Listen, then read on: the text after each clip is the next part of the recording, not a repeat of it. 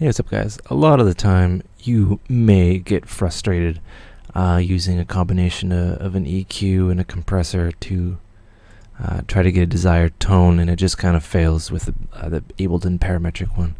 And I highly recommend that you check out the API plugins from Waves, and I'll show you what we're working with here. So I have a percussion line that I'm trying to turn to a lead and bring it to the forefront, and EQing it conventionally would lead to some problems, and it would sound too unnatural, if that makes any sense.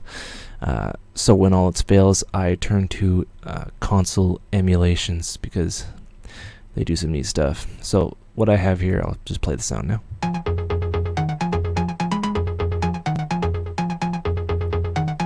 Right, and in the context, it doesn't really fit with the track.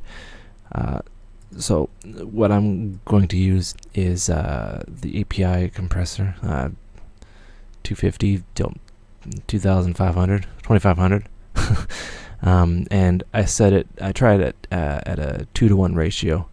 That's what I usually start at, but then I decided to go to 4-to-1 with the threshold down slightly and a nice snappy attack. So I'll turn that on and off.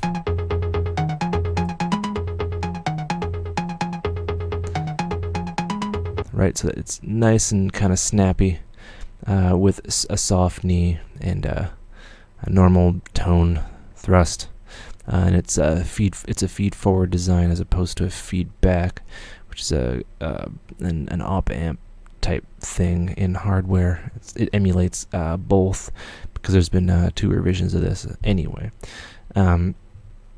One of the things, the trick, when you're working with some percussion, like claps, is to use a bit of saturation, and only a bit, and this emulates it very nicely.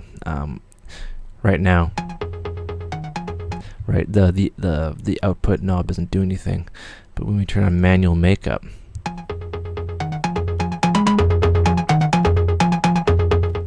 right, we have a nice kind of saturation.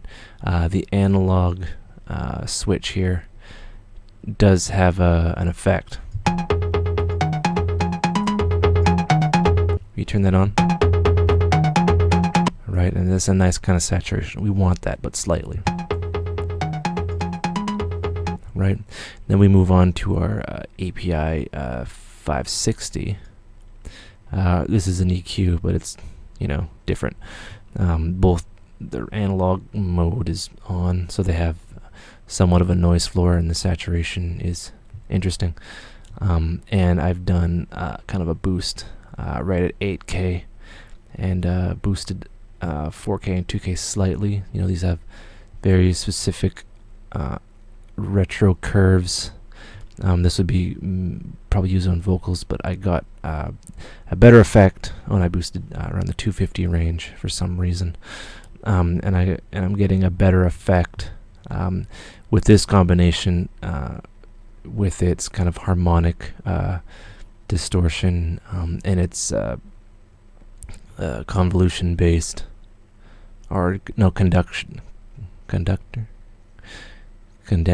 something conduction based EQ. So I don't know how that works, but yeah, I got a nice kind of effect.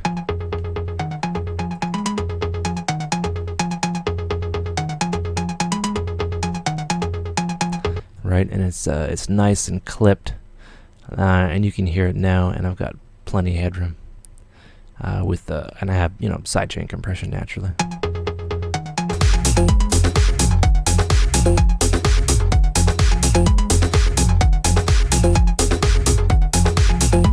So completely unnatural. The compressor adds a bit of a punch and a nice attack to it.